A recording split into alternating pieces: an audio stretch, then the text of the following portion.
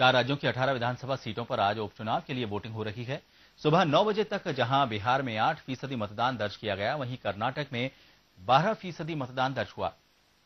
उपचुनाव में बिहार पर सबकी निगाहें हैं, जहां विधानसभा की 10 सीटों के उपचुनाव में प्रधानमंत्री नरेंद्र मोदी और उनके विरोधी लालू प्रसाद और नीतीश कुमार के प्रभाव का फैसला होगा। बिहार में जिन सीटों पर उपचुनाव हो रहे हैं, उनमें नरकटियागंज, राजनगर, जाले, छपरा, हाजीपुर, मोहिउद्दीन नगर, परबत्ता, भागलपुर, बांका और मोहनिया शामिल हैं। इस उपचुनाव में अधिकांश सीटों पर बीजेपी और लोक जनशक्ति पार्टी गठबंधन ने उम्मीदवार उतारे हैं, जहां आरजेडी, जेडीयू और कांग्रेस गठबंधन का इनसे सीधा मुकाबला है। इस चुनाव के परिणाम को गठबंधन के भविष्य और प्रतिष्ठा से भी जोड़कर देखा जा रहा है। यही वजह है कि दोनों गठबंधन इस उपचुनाव में एड़ी चोटी का जोर लगा रहे हैं।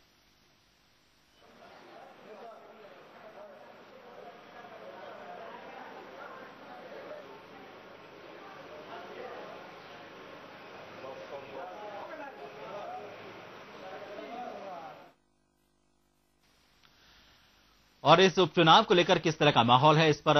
ज्यादा जानकारी देने के लिए इस वक्त हमारे साथ फोन लाइन पर जुड़ गए हैं हमारे पटना संवाददाता भूपेंद्र दुबे। भूपेंद्र, दोनों कहा जाए तो गठबंधनों के लिए एक तरह से शक्ति प्रदर्शन है। फिलहाल अगर माहौल की बात करें तो किस तरह का माहौल है मतदान को लेकर?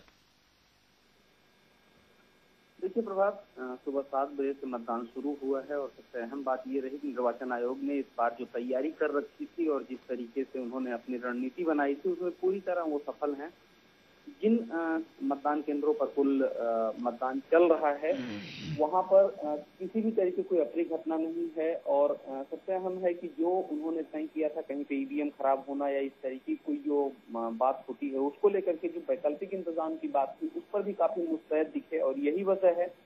कि कहीं से इस तरीके की कोई सूचना नहीं मिली। अगर सुबह 9 बजे तक की बात करें, जो अभी तक हमारे पास आंकड़ा आ पाया है, उसमें जो मतदान का प्रतिशत है उसमें नरकटियागंज में 6%,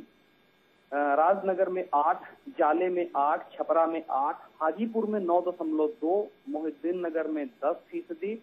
परबत्ता में 11.32, भागलपुर में 7, बांका में 6 और मोहनिया जो सुरक्षित सीट है उसमें 6% मतदान की बात आई है। अगर टोटल देख लिया जाए तो 9 बजे तक 8% मतदान सभी 10 विधानसभा के उपचुनाव में जो मतदान हो रहे हैं वहां पर अब तक हुए हैं और कहीं से किसी भी तरीके की कोई अप्रिय घटना नहीं है, कहीं से किसी भी तरीके की कोई वैसी सूचना नहीं है जिसमें मतदान में व्यवधान या फिर वैसी कोई भी प्रवृत्ति दिखी हो जो सरकारी आदेश निर्देश के खिलाफ हो। तो 10 सीटों पर उपचुनाव हो रहा है, इसको लेकर के जो प्रशासनिक तैयारी थी और जिस तरीके की रणनीति थी, उसमें पूरी तरह से प्रशासन सफल रहा है और लोग भयमुक्त होकर के मतदान कर रहे हैं। और आगे की जो प्रक्रिया है उसमें राजनीतिक दलों की अगर बात करें तो उनका तो सीधे तौर पर कहना है कि जो परिणाम 25 तारीख को आएगा उसमें जीत उन्हीं की होगी। भाजपा का कहना है कि वो सारी सीटें उनके जिम्मे आएंगी और जो महागठबंधन में राजद जदयू है उसका कहना है कि वो सभी सीटें उनकी झोली में आ रही हैं। तो आगे 25 को पता चलेगा कि किसकी झोली में क्या गया, लेकिन इस 10 मतदान विधानसभा क्षेत्रों में जो चुनाव हो रहे हैं, मतदान चल रहा है, उसमें उन तमाम प्रत्याशियों की किस्मत ईवीएम में जनता बंद कर रही है और सभी जगहों पर शांतिपूर्ण ढंग से मतदान चल रहा है। प्रभात जी भूपेंद्र, अगर जो राजनीतिक समीकरण नए बने हैं उनके बाद अगर देखा जाए तो क्या आपको लगता है कि जब मतदान की प्रक्रिया आज पूरी होगी तब तक मतदान का जो प्रतिशत है पिछली बार के मुकाबले किस तरह का रहने वाला है इस बार? देखिए प्रभात, अगर हम मतदान प्रतिशत को देख लें और लोकसभा चुनाव से जोड़ करके इसको देखें तो सुबह 9 बजे तक लगभग 13.5% मतदान लोकसभा चुनाव में हुआ था। जो अगर हम लोग सीधे तौर पर नॉर्थ बिहार की बात कर ले और इसमें ज्यादातर जो सीटें हैं वो नॉर्थ बिहार की आती हैं, नॉर्थ बिहार में जो मतदान का प्रतिशत था वो लगभग 13.5% का था, जो अभी अगर उपचुनाव में हम देखें तो लगभग 8% का है। तो ये पैमाना नहीं माना जा सकता प्रभात कि उस चुनाव के आधार को इसमें मतदान प्रतिशत से जोड़ करके देखा जाए। उस समय मोदी की लहर थी और इस बार जो आपने सवाल किया महागठबंधन के साथ जो चीजें जुड़ी हुई हैं, इसमें एक विभेद भी है जुड़ाव के साथ। नीतीश के विरोध में जो